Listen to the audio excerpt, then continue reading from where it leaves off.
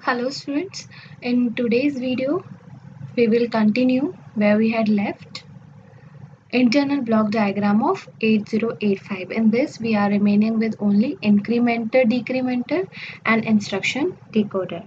So what is incrementer and decrementer? This is 16-bit register. These two are 16-bit register which is used to add or subtract 1 from the contents of the program counter or stack pointer. So we have already done the topic program counter and stack pointer. So when we add the contents in the stack pointer, the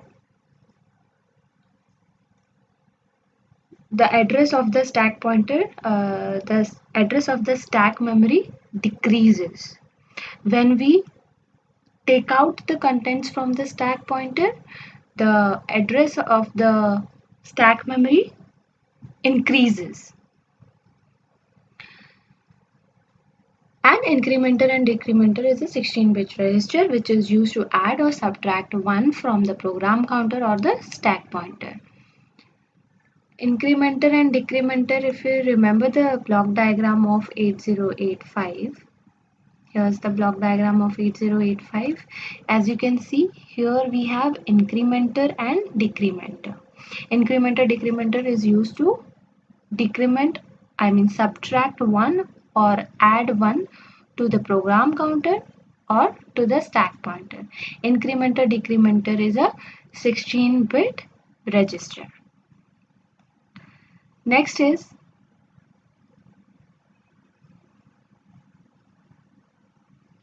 instruction decoder. Instruction decoder takes the instruction from the instruction register and it decodes the instruction. The instruction is decoded by the circuit. Instruction decoder is decoded by the circuit to initiate.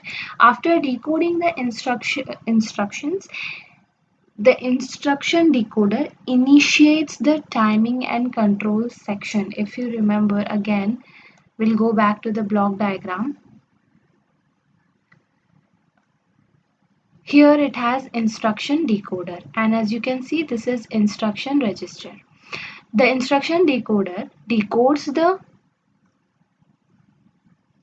instruction which is stored in the instruction register.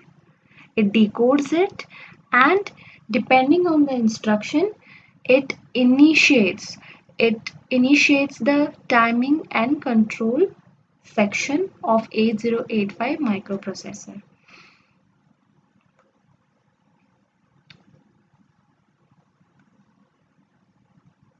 It is decoded by the circuit. The instruction is decoded by the circuit to initiate the timing and control signals for the given instructions.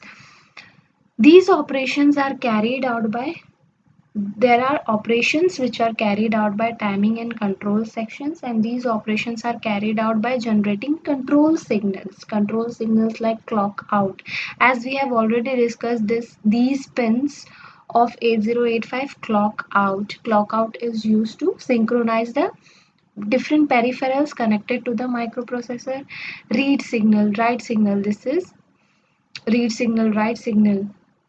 Address slash enable, S0 S1 status pins, S0 S1 input output memory, hold, acknowledge, reset out. These pins we have already discussed in our video pin diagram of 8085, and also the timing and control section accepts input signals like read signals. These are the input signals. Hold signal, if you remember, we had done this in detail in direct memory access concept. And then reset in, it is used to reset the program counter. Okay, so I'll not repeat the function of these pins as we have already done this. So one more thing I want to explain is, when we had done this flag concept, in this flag concept, I want to explain the auxiliary carry. What is exactly is auxiliary carry? I had explained you what is sign flag, Z flag, parity and carry. Only auxiliary carry is remaining. So what is auxiliary carry? For example, I have 16-bit data. I want to perform addition operation.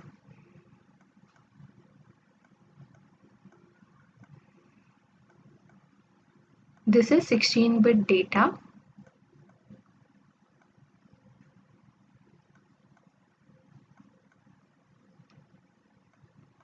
I want to perform addition operation on this 16-bit data.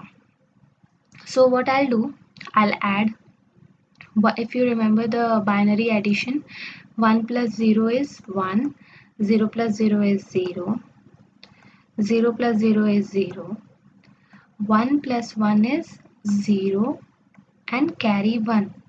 So as you can see, after 4 bits from RHS, when I'm adding, there is carry from here to here. So this carry is known as auxiliary carry. This carry is known as auxiliary carry. So auxiliary carry, I hope it's clear to you, auxiliary carry. So when auxiliary carry is present, this bit is set. That means this bit is equal to 1. If auxiliary carry is not there, auxiliary carry will be reset. Reset means 0. And other flags we have discussed. Parity is also discussed. It is used for checking any error in the communication, like in microprocessor serial communication is present. SID and SOD pins are present in 8085. Serially inputs the data and it also serially outputs the data. So in serial communication, when the processor receives the data bit by bit, it checks whether the information received is correct. So that time parity flag is used. I hope it's clear to you. So we are done with internal block diagram of 8085. So I'll just once again go through what we have learned in 8085.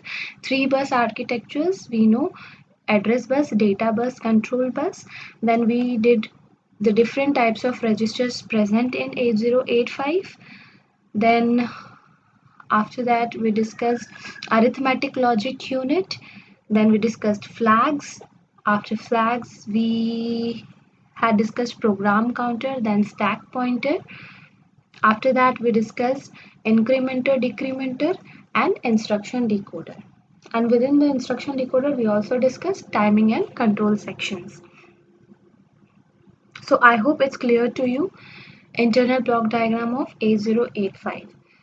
But there is one thing I want to explain, one more thing, that in 8085 we give instructions like, for example, the examples which I had taken was add instruction, add instruction, and B register, and B has equals to 0. This I have already explained you what the meaning of add instruction. I have already explained in one of my videos. So what it means is, and for example, accumulator has some data as 1, 0, 1 is stored. So add B means A is equal to A plus B. That means A is 0, 1, B is 0, 2, A is equal to 0, 1 plus 0, 2, which is 0, 3. So A is equal to 0, 3. So what's the meaning of this instruction? Add B means the contents of accumulator and the register specified will be added and the result will be stored in accumulator itself. So if you'll see, this is H, that means hexadecimal. So we actually, what if I'm learning all these instructions, so what will come in my mind, that I will give instructions like add and B. Actually, it's not the case. For add B, there is one specific value specified in the data sheet. I had told you that with the processor, data sheet comes in which the hexadecimal value is allotted to each and every instruction. So add B has specific hexadecimal value which determines the processor that add B instruction is there in the main program. So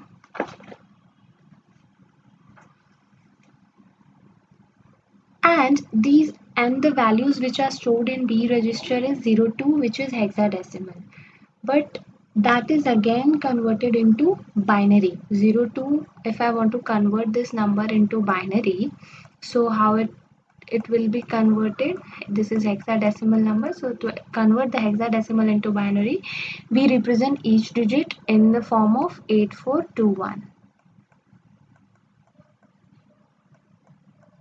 So 0 0 1 0, and for 0, 8421 8421 will be 0 0 0 0. So this is binary form. So the processor converts it into binary form and displays the result in hexadecimal and takes input in the form of hexadecimal.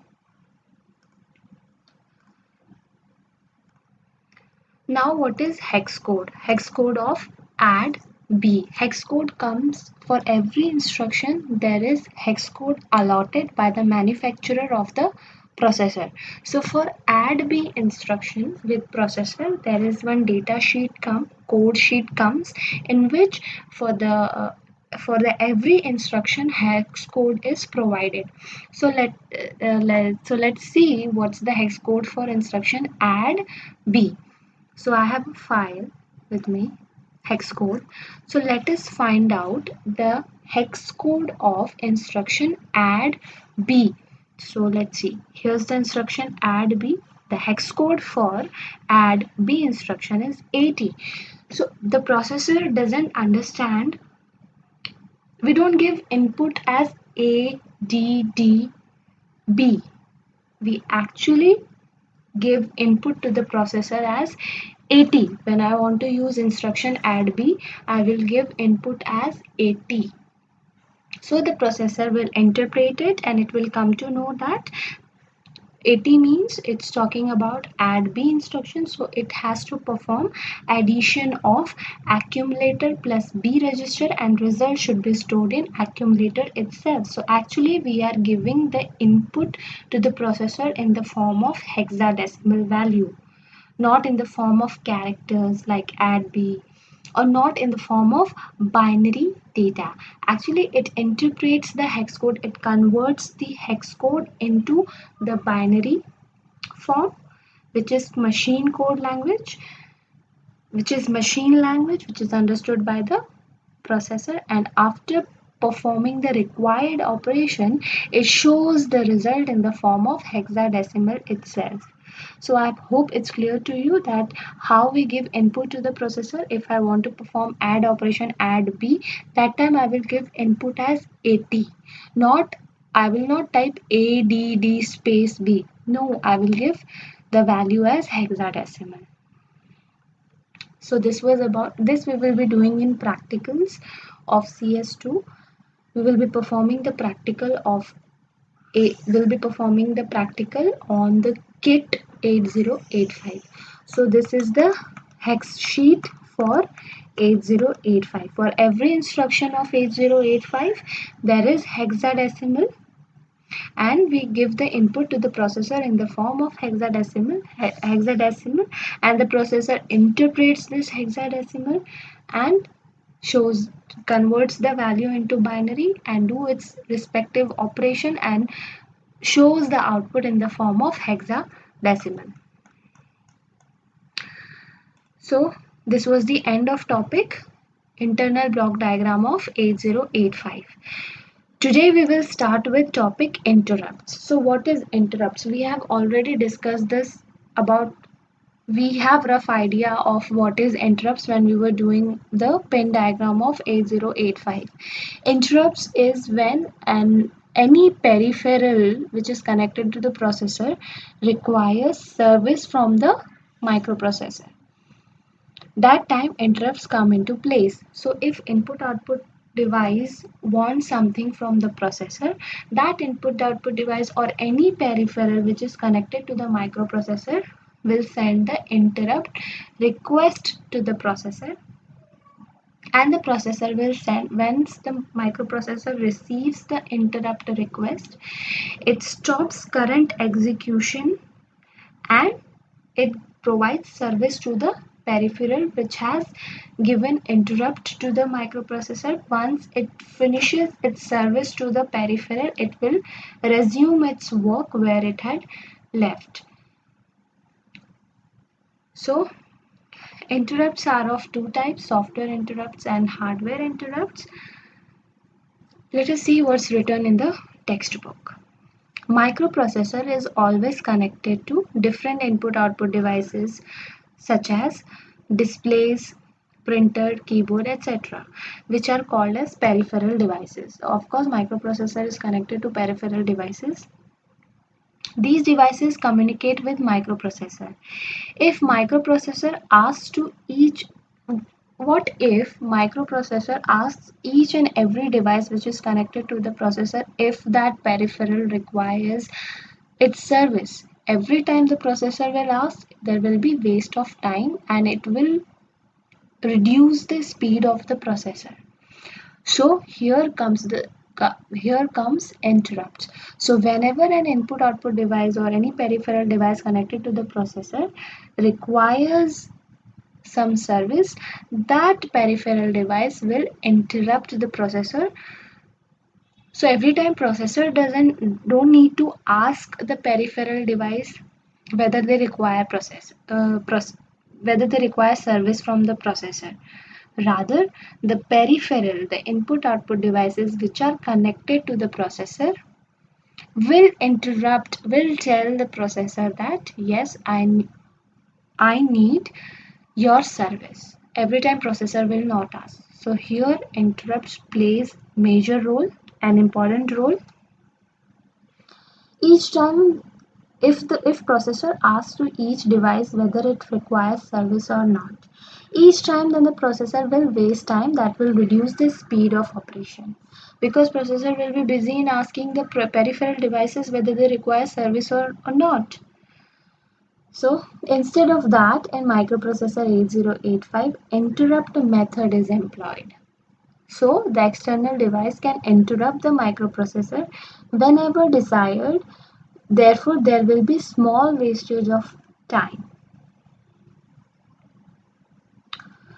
When interrupt signal is given to the microprocessor, when interrupt signal comes to the microprocessor, it will suspend the normal sequence. Like for example, currently it is executing some sequence of programs and suddenly it receives an interrupt signal. That time the processor will stop for the time being. It will stop the normal sequence of the program. It will give service to the device. Once it finishes giving service to the device, it will resume where it had suspended its sequence of program. So it will give service to the device. After completing the service, again processor will continue its main program. So what happens when interrupts comes to the microprocessor? When interrupt comes to the microprocessor, it jumps to the special routine known as interrupt service routine. To explain this, I will explain you with the diagram here.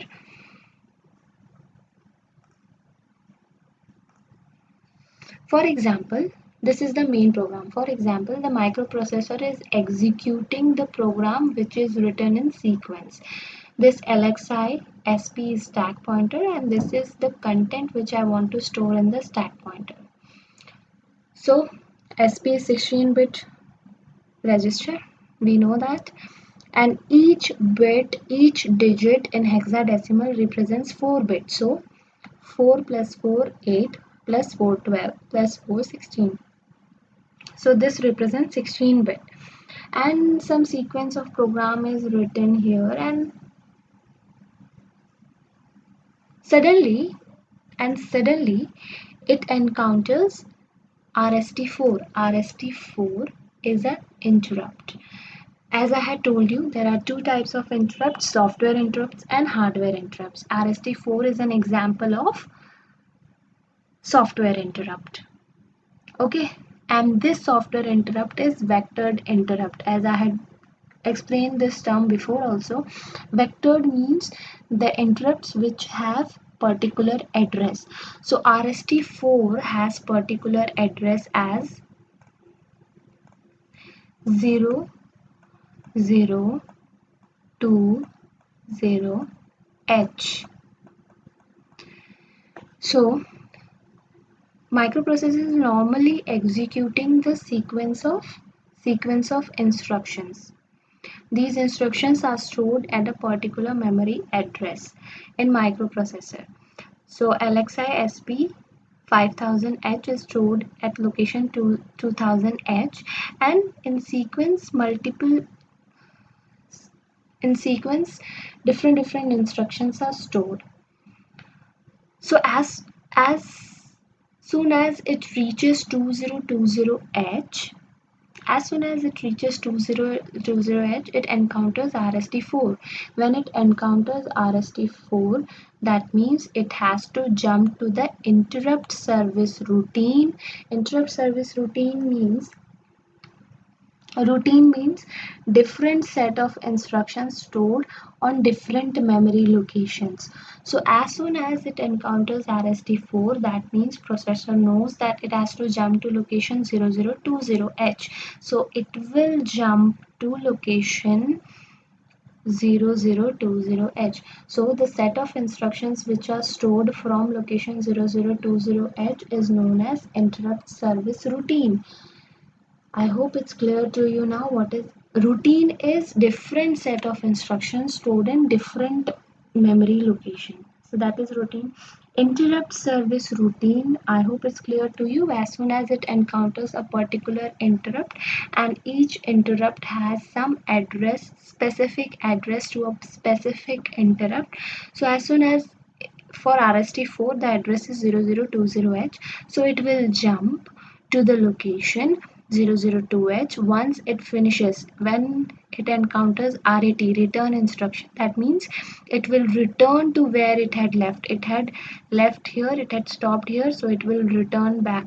It will resume its main program where it had stopped, and it will execute the further instructions which are stored in the sequence of the memory.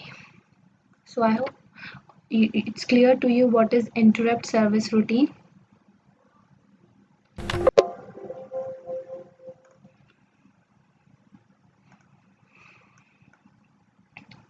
So in microprocessor 8085, an interrupt is the input signal. The interrupt comes from the peripheral devices, so it is input to the microprocessor. It's an input signal which stops the current execution and transfers to specific special routine known as interrupt service routine. So I hope it's clear to you what is interrupt service routine. After interrupt service routine, microprocessor returns to the program. After finishing the ISR means interrupt service routine, it will return to where it had stopped, and to resume it will return to the program where it had stopped. Figure 1.13 illustrates the idea of communication between microprocessor and device with the help of interrupts. Let's see what's given in figure 1.13. This is the figure. This is the main program. For example, this is the main program, and here it encounters an interrupt. Like in the example I had shown you, RST4 was the interrupt. So it has encountered the interrupt. As soon as it encounters, it will jump to interrupt service routine. And after finishing the interrupt service routine, it will encounter return instruction. Return determines the processor that it has to resume where it had left. So it will be back to where it had left. The same concept which I had shown you with an example. Suppose you are referring a telephone directory for finding the phone number of a person starting with surname X in sequence. And if your friend told you that find a phone number of person starting with surname Y, like you are busy finding the phone number of a person whose surname starting with X, and your friend comes in and your friend asks you to find out the phone number of a person whose surname starts with Y. Then you are being interrupted by a friend. So then your friend interrupts you. You will keep in mind the page number of your required person. So you'll keep in mind where you were currently, where you were on the current, you'll memorize the current page number where you were on. That means, like in processor, it will store the page number in the stack pointer. Here it's written like storing the address and program counter. It's not program counter, it should be actually stack pointer. It should be, instead of program counter, it should be stack pointer. STACK. Stack pointer. I hope you know that there is difference between stack and stack pointer. Stack is a memory, stack pointer is a register which stores the address of the stack memory. I've already explained you this. So stack pointer, POINTER. So like storing the address in stack pointer. Then you will go to the page on which your friend's phone number is given. Then you will find out the desired phone number for your friend, which is of course similar to interrupt service routine. After you service to your friend, again you will go for your page number for finding the phone number starting with surname X. That is continuing main program. Okay. So I hope you are clear with the concept of interrupts. What are interrupts? What are interrupt service routines? And there are two types of interrupts. Interrupts of 8085 are of two types: software interrupts and hardware interrupts. So, and software interrupts, hardware interrupts, some of the interrupts are vector interrupts. Vector means they have specific address for a particular interrupt. There are interrupts which doesn't have. That means those interrupts are not non-vectored interrupts. That means those interrupts doesn't have that but specific address. So we will continue in the next video types of interrupts. For today we will stop here. Thank you.